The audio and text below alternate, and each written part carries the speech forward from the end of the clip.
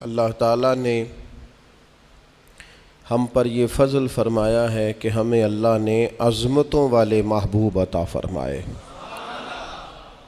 نبی پاک صلی اللہ تعالیٰ علیہ وسلم کا علم بھی بڑا عظیم ہے، حضور کے معجزات بھی بڑے عظیم ہیں، کمالات بھی بڑے عظیم ہیں، فضائل، شمائل، خصائل۔ حضور کو اللہ تعالیٰ نے جس زاویے جس سمت سے عطا فرمایا ہے تو عظیم ہی بنایا ہے، لیکن قرآن مجید میں ارشاد فرمایا کہ وَإِنَّكَ لَعَلَىٰ خُلُقٍ عَظِيمٍ، محبوب بے شک آپ کے اخلاق بھی بڑے ہی عظیم ہیں، آپ عظیم خلق پر ہیں، عظیم اخلاق کے مالک ہیں۔ ایک ہوتی ہے خلق، ایک ہوتا ہے خلق۔ خلق کہتے ہیں انسان کی ظاہری تخلیق کو، اس کی ظاہری خد و خال کو، صورت کو، اور خلق کہتے ہیں اس کے باطنی اوصاف کو، اس کی سوچ کو، اس کی نرم دلی کو، اس کے اچھے جذبات کو، اس کے خلوص کو، اس کی عاجزی کو، اس کی محبت کو، اس کے للہیت کو، اس کے باطن کے اندر جو لوگوں کے لیے اچھے جذبات ہوتے ہیں، اس کو خلق کہتے ہیں۔ اللہ تعالیٰ نے حضور کو جو خلق عطا فرمائے وہ بڑے ہی عظیم عطا فرمائے۔ نبی پاک علیہ الصلاۃ والسلام کے اخلاق کے اندر جو کمالات تھے وہ ذرا انفرادی تھے۔ ہمارا آج جو سب سے بڑا مسئلہ ہے وہ نہ اقتصادی ہے نہ معاشرتی ہے، ہمارا سب سے بڑا مسئلہ اخلاقی مسئلہ ہے۔ قومیں، ملتیں، قبیلے جب اخلاق چھوڑ جاتے ہیں اور جب وفاداری چھوڑ جاتے ہیں اور جب عظمت کردار چھوڑ جاتے ہیں تو وہ خود بخود بیک ہونے لگتے ہیں، وہ پیچھے ہٹنے لگتے ہیں۔ بہت سارے لوگ بام عروج پر ہوتے ہیں، آگے نکلتے ہیں، لیکن اپنی اخلاقی کمزوریوں کی وجہ سے وہ پستیوں کی طرف سفر شروع کر دیتے ہیں۔ انسان کے لیے سب سے زیادہ ضروری یہ ہوتا ہے کہ وہ اخلاقی مضبوطی اپنی طبیعت میں پیدا کرے۔ بہت سارے دوست لوگوں سے پیار کرتے ہیں، لیکن بعد میں جب وہ ان کا اخلاقی رویہ دیکھتے ہیں تو خود بخود پیچھے ہٹ جاتے ہیں۔ ایک ہوتا ہے دوست کا ہونا، احباب کا ہونا، ایک اپنے قریبی لوگ بھی، بہن بھائی بھی اور اولاد بھی انسان کی اخلاقی کمزوریوں کی وجہ سے اس سے پیچھے ہو جاتی ہے۔ جب تک رویے میں، مزاج میں اخلاقی بلندی پائی جاتی ہے، نبی پاک صلی اللہ تعالیٰ علیہ وسلم نے فرمایا تم میں سے بہترین مسلمان وہ ہے جس کے اخلاق زیادہ اچھے ہیں، جس کی عادات زیادہ عمدہ ہیں، جو عظمت کردار کا حامل ہے۔ مزاج میں وفاداری ہونی چاہیے، مزاج میں خیر خواہی ہونی چاہیے۔ انسان بعض لوگوں کے لفظوں میں عاجزی ہوتی ہے، ویسے وہ عاجز نہیں ہوتے، ملتے بھی جھک کے ہیں، لیکن ویسے عاجز وہ کہتے ہیں میں نے شیشے میں اتار لیا ہے، میں تیز آدمی ہوں، دیکھا میں نے اس کو بھی قائل کر لیا ہے۔ وہ لفظوں کے لحاظ سے، جھکاؤ کے لحاظ سے عاجز ہوتے ہیں، فی نفس سے ہی عاجز نہیں ہوتے۔ کچھ لوگ جملے کے لحاظ سے، اٹھنے بیٹھنے کے لحاظ سے، آؤ بھگت کے لحاظ سے خدمت گزار ہوتے ہیں، ویسے وہ خدمت گزار نہیں ہوتے۔ کچھ لوگ ایسے ہوتے ہیں جو اچھے جملے ترتیب دے کے کسی کو قائل تو کر لیتے ہیں، اس کو اپنی ہمدردی کا اظہار تو دلاتے ہیں، اشک شوئی تو کرتے ہیں، تسلی تشفی تو دیتے ہیں، ویسے خیر خواہ نہیں ہوتے۔ ویسے وہ بڑی اچھی دھیمی باتیں کر کے کہیں گے کہ یار کوئی مسئلہ نہیں، تو پریشان نہ ہو، تو ٹینشن نہ لے، میں تیرے ساتھ ہوں، پر نہیں نہ ساتھ ہوتے یار۔ زندگی میں وہ عجیب لمحہ تھا، وہ میرے ساتھ تھا پر میں تنہا تھا، ساتھ ہی تھا بندہ پر میں لوگوں کے ہجوم میں بھی اکیلا ہی تھا۔ اپنے اخلاقی رویے میں، خلق میں، مزاج میں، یعنی ڈھل جائے طبیعت انسان کی، اس کے رویے عمدہ ہو جائے اور یہ کام کشید نہ کرنا پڑے اسے۔ ہمارے علماء نے لکھا ہے خلق کا معنی یہ ہے کہ اچھے کام کرنے میں تکلیف نہ اٹھانی پڑے، خلق کا معنی یہ ہے کہ اچھے کام خود بخود بندے سے ہونے شروع ہو جائے، وہ خود بخود اچھے کاموں کی طرف اس کی طبیعت مائل ہو جائے، توجہ ہو جائے اس کا مزاج بن جائے. یہ کب ہوتا ہے؟ کس وقت ممکن ہوتا ہے؟ جب آپ ہر وقت کی اخلاقی بلندی حاصل کرتے ہیں. نبی پاک صلی اللہ تعالیٰ علیہ وآلہ وسلم کا ایک طریقہ تھا کہ حضور کے مزاج میں اخلاق. بعض لوگ ایسے ہوتے ہیں جو بعض اوقات ایسی حرکت کرتے ہیں، ہوتے ہیں لوگ جو ایسی حرکت کرتے ہیں کہ سخت رد عمل کی ضرورت ہوتی ہے. بندے کا دل کرتا ہے نرا ڈانٹے نہ، ڈنڈا بھی پکڑ لے. کرتے ہیں بعض اوقات بعض دوست ایسے کام. اور پھر ایک اور بڑا خطرناک رویہ ہوتا ہے. آپ کو پتہ ہے اسلام نے سب سے زیادہ ناپسند کسے کیا؟ غیبت کو. آپ کسی کے خلاف، کسی کے قبیلے گھر کے خلاف کسی کونے میں کھڑے ہو کے بات کریں، پہنچانے والے پہنچا دیتے ہیں. جو مزے لے کے سنتا ہے وہ مزے لے کے پہنچاتا بھی ہے. یہ پکی بات ہے. جس نے آپ کو ٹائم دیا نا سننے کا، وہ باز نہیں آئے گا، وہ پہنچائے گا بھی. آپ کی اخلاقی کمزوری نظر آ جائے گی، واضح ہو جائے گی. آپ سامنے والے، اچھا کچھ لوگ وزادار ہوتے ہیں، انہیں پتہ چل جاتا ہے بندہ ٹھیک نہیں، لیکن پھر بھی وہ قبول کریں تو اس کا مطلب ہے وہ بندہ اعلیٰ ظرف ہے جس نے رکھا ہوا ہے. تو یہ سمجھتا میں چلاک ہوں، میں اپنی تیزی کے ساتھ گزارا کر رہا ہوں. وہ اعلیٰ ظرف ہے جس نے اتنا کچھ پتہ ہونے کے باوجود بھی تیرے لیے کوئی لفظ، وہ بندہ با اخلاق ہے، با مروت ہے، وزادار ہے، وفادار ہے. تو میرے عزیز، نبی پاک علیہ الصلوۃ والسلام نے ان اخلاق کی طرف ہماری توجہ دلائی ہے جن میں لوگ بچتے نہیں کہ یہ کام میں نے نہیں کرنا، مجھے کیا لگے، میرا کیا لینا دینا. مثلاً ایک تاجر تھا حضور کے زمانہ نور میں، وہ پھلوں کی تجارت کرتا تھا، مشکات شریف میں موجود ہے. کسی وجہ سے اسے نقصان ہو گیا. تو انسان جب تجارتیں کرتا ہے، زندگی گزارتا ہے، تو جہاں اسے نفع ملتے ہیں وہاں کہیں کہیں اسے خسارے بھی ملتے ہیں. تو الگ بات ہے کہ ہم صرف نفعوں کے قائل ہوتے ہیں، خساروں کے قائل ہی نہیں ہوتے. وہ تاجر تھے، پھلوں کے تاجر تھے، بڑی اچھی تجارت کرتے تھے، کسی وجہ سے نقصان ہو گیا. اب وہ حضور کی بارگاہ میں آئے. ہمارے ہاں یہ ہوتا ہے کہ لوگ کہتے ہیں میرا کیا لینا دینا، بلکہ اگر کوئی بندہ اس طرح کا مسئلہ حل بھی کرا رہا ہو تو کہنے حضرت صاحب تو آڈا نہیں ہے کام. اس تاجر نے اس بارگاہ میں آ کے کہا جہاں جو آ جاتا ہے ہمیشہ بامراد ہی جایا کرتا ہے. یا رسول اللہ صلی اللہ تعالیٰ علیہ وسلم، میں پریشان ہو گیا ہوں.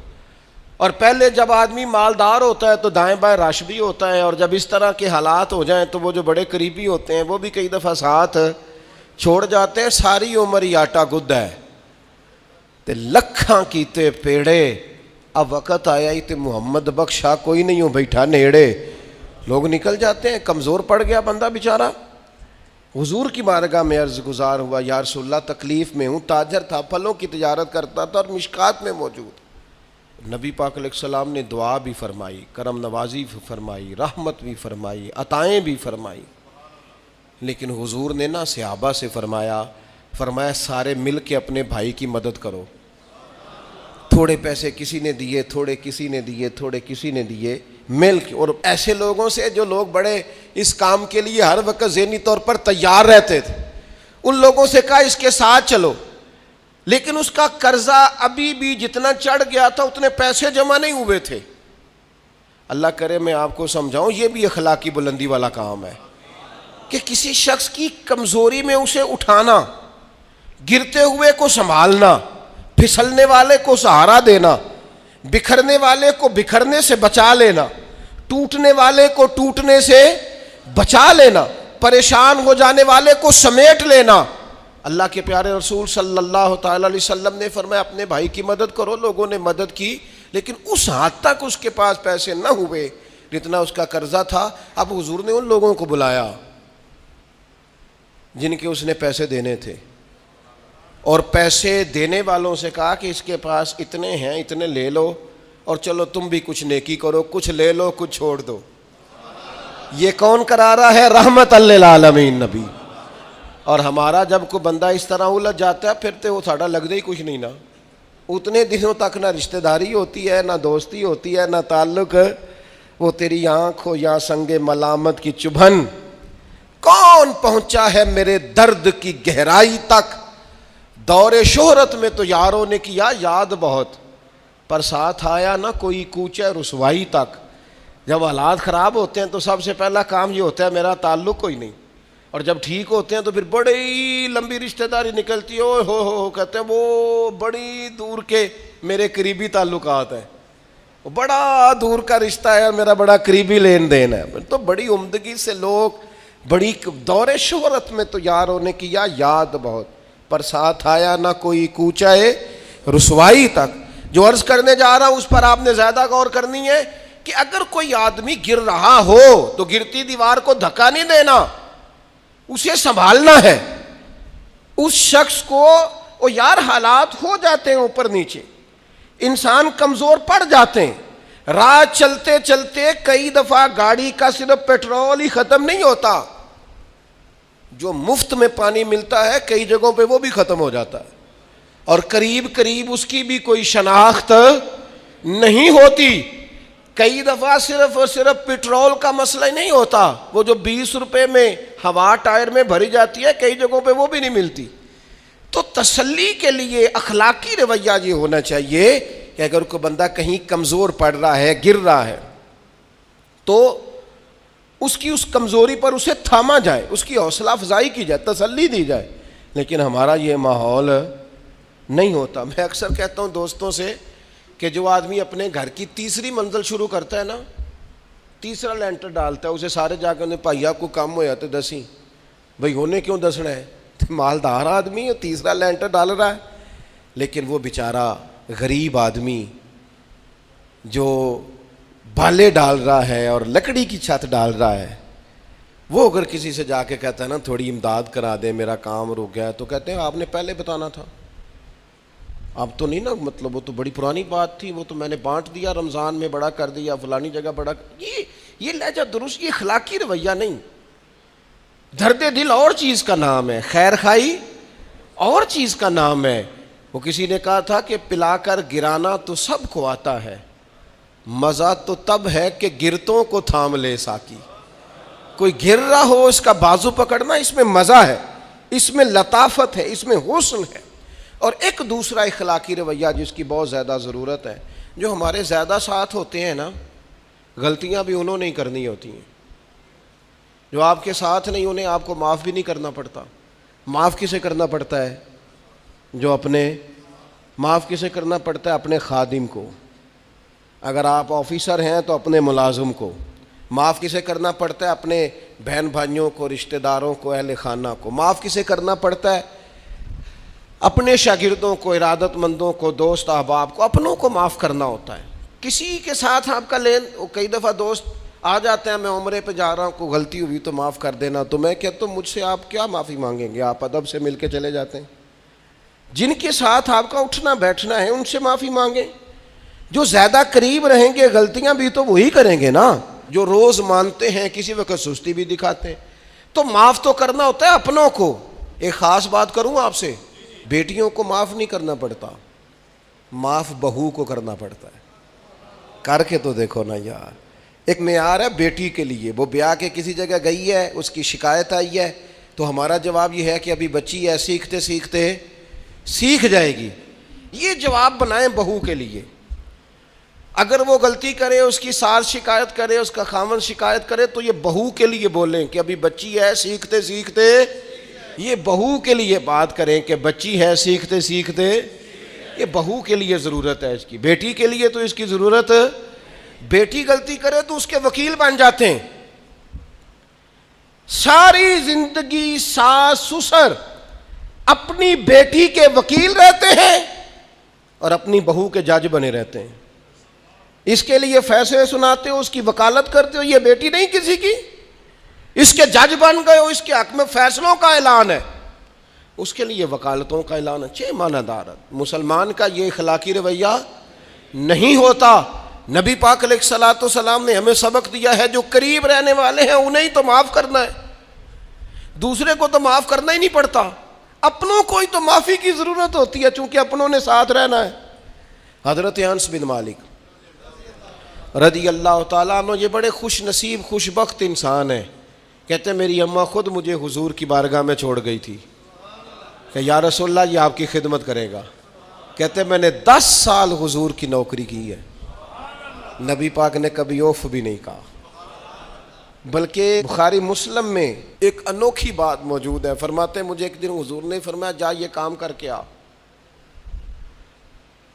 کہتے میرے دل میں یہی تھا کہ فوراً جاؤں گا. اسی طرح لفظ موجود ہے, میرے دل میں تھا جاؤں گا کر کے آؤں گا. حضور نے فرمایا کر کے آ. دل میں پکا ارادہ تھا جاؤں گا, لیکن اپنی زبان سے میں نے کہا حضور میں نے کوئی نہیں جانا. یہ کیوں بات کی؟ یہ ذرا لاڈ کے ساتھ کی, یہ ذرا ناز کے ساتھ کی, یہ ذرا نا محبت کے ساتھ کی, یہ ذرا حضور جو پیار کرتے تھے نا اس پیار کو سامنے. حضور میں نے نہیں جانا. تو کہتے ہیں حضور تھپکی دے کے یہ غلام سے بات ہو رہی. حضور فرمانے لگے چل نہ تجھے کہا ہے نہ جا کر کے آ. کہتے میں چلا گیا, اسی ارادے سے گیا تھا جاؤں گا, لیکن رستے میں جب میں گیا تو بچے کھیل رہے تھے, میں نے بھی کھیلنا شروع کر دیا. کھیل رہا ہوں دیر ہو گئی. حضور نے بھیجا تھا کسی کام. اب جب زیادہ دیر ہوئی تو کریم گھر سے نکلے, اور جب حضور نے مجھے دور سے دیکھا اور مجھے کریم کے آنے کا پتہ چلا تو اب میں ڈرا. اب میرا انداز بڑا جدا گانا ہو گیا چونکہ حضور نے بھیجا تھا. یہ تو خادم کی بات ہے نا. اے سچی گل دسیا جی اپنا منڈا بھی کدے نہ جائے تے تینوں میں کلیا سی تو گیا کیوں نہیں؟ ناراض نہیں ہونا آپ نے, لیکن چلو بچہ ہے, کسی وقت دیر سویر بھی ہو ہی جاتی ہے, کیوں اتنی سختی کرتے ہیں؟ حضرت انس بن مالک کہتے ہیں جب حضور کو آتے دیکھا تو میں پوری طرح ڈر گیا, لیکن قریب محبوب جب میرے قریب آئے اور مجھے ڈرا ہوا دیکھا نا تو پھر رحمت للعالمین محبوب کی رحمت کا بادل چھایا. اور جب حضور مجھے دیکھ کے ہنسے نا بس وہ ہنس گئے اور میرا کام بن گیا. بس کریم تھوڑی دیر ہوئی ایک آیا کالیاں زلفاں والا, ایویں دو کڑیاں میرے من وچ رکیا تے کر گیا نور اجالا. بات بن گئی, بات طبیعت ٹھنڈی ہو گئی. تو حضور فرمانے لگے میں نے کہا تھا جاؤ, گئے نہیں. اب جب حضور مسکرا گئے تو بات ہی ختم ہو گئی. یا رسول اللہ صلی اللہ علیہ وسلم جانے لگا ہوں. تو حضور نے پھر شروع سے بات شروع کر دی. حضور جانے لگا ہوں. فرمایا جا دوڑ کے آ, پھر جو کہا تھا وہ کر کے آ. لیکن وہ بیچ میں جو دیر ہوئی تھی, وہ جو لیٹ ہوئی تھی, اور جو میں کہہ کے آیا تھا میں نے نہیں جانا, حضور نے اس بات پر مجھ سے کوئی سختی نہیں کی. میرے عزیز اپنوں نے تو غلطی کرنی ہے, معاف کس کو کرنا ہے؟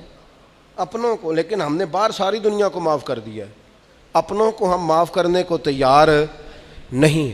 اپنوں کو معاف کرنا ہے, اپنوں سے درگزر. اور پھر آپ اگر کوئی دینی تعارف رکھتے ہیں, آپ نمازی ہیں, آپ حاجی صاحب ہیں, آپ بزرگ ہیں, آپ شیخ ہیں, تو پھر تو آپ کے اخلاق میں اور زیادہ وسعت ہونی چاہیے. جیسے جیسے بندے کی عمریں بڑھتے جائیں نا ویسے ویسے اسے میٹھا ہونا چاہیے, کڑوا نہیں ہونا چاہیے. جیسے جیسے اس کی تسبیح بڑھتی جائے ویسے ویسے اس کا لہجہ بھی وسیع ہونا چاہیے. اس کے مزاج کے اندر دینی اگر آپ تعارف رکھتے ہیں تو پھر تو آپ کو, میں آپ سے عرض کروں, میں کئی دفعہ دوستوں سے شکوہ کرتا ہوں, میں کہتا ہوں یار ہم تو جو کہنا چاہتے ہیں وہ بھی نہیں کہہ سکتے. ہم تو سونا چاہتے ہیں, ڈھب سے سو نہیں سکتے, ڈھونڈتے پھرتے ہیں جگہ ملے کوئی آرام کرنے کو. کیوں؟ اس لیے کہ دینی تعارف رکھتے ہیں. آپ نے وہ دعویٰ ہی نہیں کرنا تھا, یہاں تے چٹی چادر لا دے نا کڑیے تے پین فقیراں دی لوئی, چٹی چادر تے پھر داغ لگیندا ہی تے لوئی نو داغ نہ کوئی. جب آپ کا دعویٰ ہے کہ ہم نے کام کرنا ہے اور بڑی اوپر والی سطح پہ کرنا ہے تو پھر آپ آرام ڈھونڈتے پھریں, پھر آپ قرار ڈھونڈتے پھریں. تو یہ تو دو باتیں ہو گئی. ایک بات کرنی پڑے گی, دینی تعارف رکھنے والے آدمی نے اگر اس نے دین سکھانا ہے اپنے بچوں کو, اپنے گھر والوں کو, تو حسن اخلاق سے سکھائے گا. وہ اگر ڈنڈا پکڑ لے ہر وقت, سختی بھی کریں جہاں ضرورت ہو, لیکن اگر اس کا لہجہ ہی ہمیشہ کے لیے تلخ ہو جائے گا تو وہ کبھی بھی دین سکھانے میں کامیاب. انسان بہت سارے دینی غلطیاں کرتے ہیں. میں بہت سارے لوگوں کو دیکھتا ہوں وہ اس طرح تنقید کر رہے ہوتے ہیں جیسے انہوں نے پہلے اسے پورا درس نظامی پڑھایا ہے, اصول پڑھائے ہیں, تو اب غلطی کر رہا ہے تو تنقید کر رہے ہیں. بھئی عام آدمی ہے, اس سے غلطی ہوگی. بڑی اہم بات بھی, بہت بڑا آدمی بنیادی بات سے بھی کسی وقت ناآشنا ہو سکتا ہے, لیکن آپ کے لہجے میں سختی ہے, آپ بات کرتے ہیں تو تلخ کرتے ہیں, آپ سے کوئی دینی کلام کیا جاتا ہے تو آپ سخت ہیں. دینی لوگوں کو چاہیے کہ وہ دین سکھائیں تو اس میں بہت زیادہ اخلاق کا خیال رکھیں. غلطیاں کریں گے لوگ. اگر آپ عالم ہیں اور آپ کے پاس کوئی دینی معلومات ہیں تو پھر آپ کو اس کی خوبصورتی کا بھی پتہ ہونا چاہیے آپ نے. حضرت معاویہ بن حکم رضی اللہ تعالیٰ عنہ کہتے ہیں میں نے حضور کی مسجد شریف میں نماز پڑھی تو ایک شخص کو نا چھینک آئی, یہ بھی بخاری مسلم میں موجود, تو میں نے نماز میں کہہ دیا یرحمک اللہ, یہ چھینک آنے کا جواب ہوتا ہے, میں نے یہ نماز میں ہی کہہ دیا. تو اب بہت سارے لوگ مجھے گھورنے لگ گئے, کچھ نے اپنے ہاتھ بھی مارے زانوں پر کہ یہ کیا کر رہے ہو, نماز میں بول رہے ہو. فرماتے ہیں نماز مکمل ہوئی اور یہ لفظ ہیں حضرت معاویہ بن حکم رضی اللہ تعالیٰ عنہ کے, فرمانے لگے قسم اللہ کی میں نے حضور سے بہتر سمجھانے والا نہ پہلے کبھی دیکھا ہے نہ بعد میں کبھی دیکھا. فرماتے ہیں نہ حضور نے مجھے مارا نہ ڈانٹا, بلکہ جس طرح ایک بچے کو گویا ٹریٹ کیا جاتا ہے, سمجھایا جاتا ہے. حضور فرمانے لگے اللہ کے بندے نماز میں کوئی اور بات نہیں کرنی چاہیے, صرف اللہ کی تسبیح پڑھنی چاہیے, اس کے اسماء کا ذکر کرنا چاہیے یا قرآن پاک پڑھنا چاہیے. نماز میں کوئی اور کلام کرنے کی اجازت نہیں ہے. ہمارے ہاں لوگ دینی مسئلہ سمجھاتے ہیں تو اتنا ان کے مزاج میں تلخی ہوتی ہے بعض اوقات, اللہ ماشاءاللہ. کچھ لوگوں کی طبیعت اتنی کرخت ہوتی ہے, بچہ نماز پڑھ رہا ہے اور حاجی صاحب اس کے ساتھ کھڑے نماز پڑھ رہے ہیں, لیکن وہ اس کو کھڑا کر رہے ہیں تو یوں کندھے سے ہلا کے, تینوں آج تک نہیں پتا نماز ہے کہ یہ آپ دین سکھا رہے ہیں. یہ اخلاقی رویہ دین سکھانے کا, یہ لب و لہجہ دین سکھانے کا. قطعاً ایسا کوئی کام نہ کریں. میں تو یہ مدارس کے اساتذہ سے بھی کہتا رہتا ہوں, میں کہتا ہوں نبی پاک نے کبھی کسی کو نہیں مارا.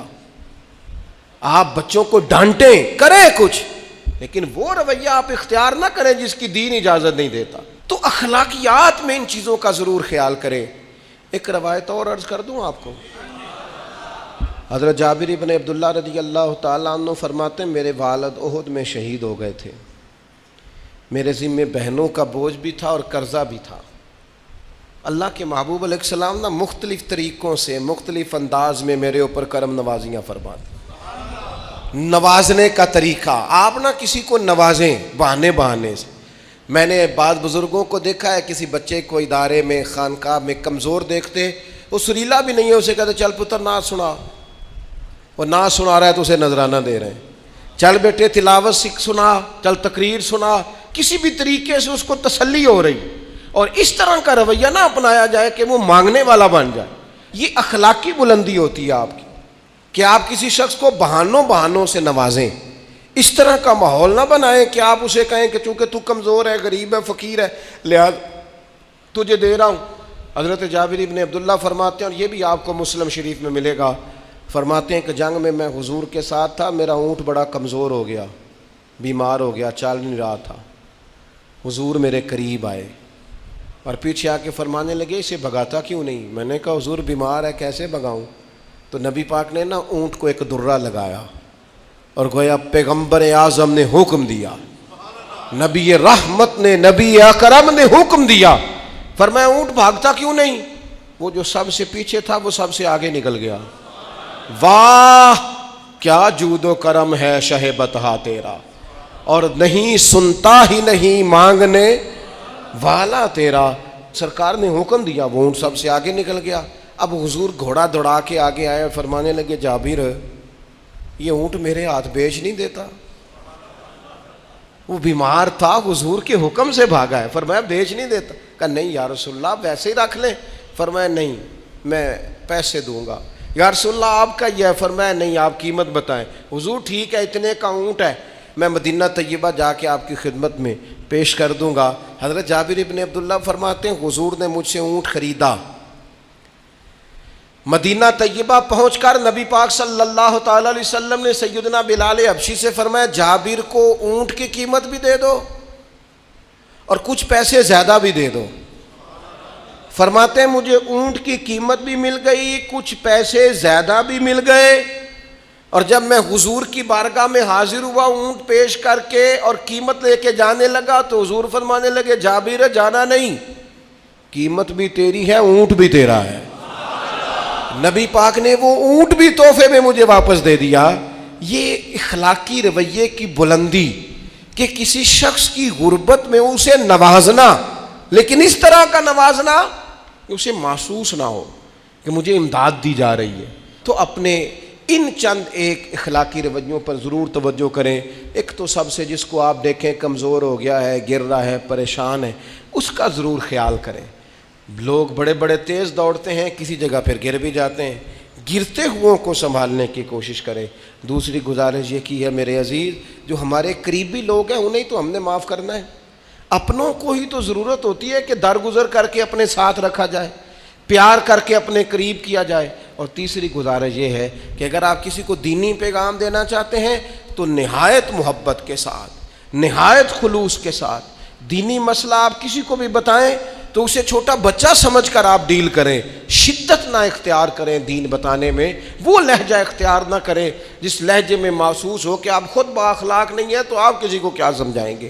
اور چوتھی گزارش یہ کی ہے، جب کسی کی مدد کریں اسے رسوا کر کے نہیں، کسی کی پھیلی جھولی دیکھ کر خوش ہو کے نہیں، بلکہ آپ اعزاز بھی اس شخص کو عطا کریں اور رویہ اس طرح کا اختیار کریں جس میں محسوس ہو کہ اس کی عزت نفس مجروح نہیں ہوئی۔ ان چیزوں کو پیش نظر رکھ کے جب اخلاقی بلندی ہم حاصل کریں گے نا، ایک میں اور بات بڑی ضروری آپ کی خدمت میں عرض کروں، جو آدمی بھی اپنے آپ کو بڑا سمجھتا ہے، وہ مالی طور پہ بڑا ہے، علمی طور پر بڑا ہے، عہدے کے طور پہ بڑا ہے، قبیلے کے طور پہ بڑا ہے، خاندان میں بڑا ہے، وہ کسی بھی مقام پر کسی بھی انداز میں بڑا ہے، اللہ نے فضل کیا وہ بڑا ہو گیا، اسے سمجھ آ گئی ہے کہ کچھ لوگ میری بات سنتے ہیں، میرا فیصلہ مانتے ہیں، تو وہ اچھی طرح سمجھ لے کہ اگر وہ اللہ کے فضل سے اسے کوئی موقع مل گیا بڑا ہونے کا تو وہ اپنے اخلاق کو بڑا کرے، پھر اپنے کردار کو بڑا کرے، پھر اپنے حوصلے کو، ظرف کو اور اپنے ذہن کو بڑا کرے، اس لیے کہ آپ اپنے کردار کی اور حوصلے کی بنیاد پر بڑے بنیں گے۔ صرف یہ کہ 2-3 آپ کے نام کے ساتھ القابات لگ جائیں اور چند لوگ آپ کو سلوٹ کرنے لگ جائیں، اس سے نہیں پتہ چلے گا کہ آپ بڑے ہیں۔ کردار و عمل سے خوشبو آئے گی تو پتہ چلے گا آپ کتنے بڑے ہیں۔ اللہ تعالی ہمیں سمجھنے کی توفیق عطا فرمائے۔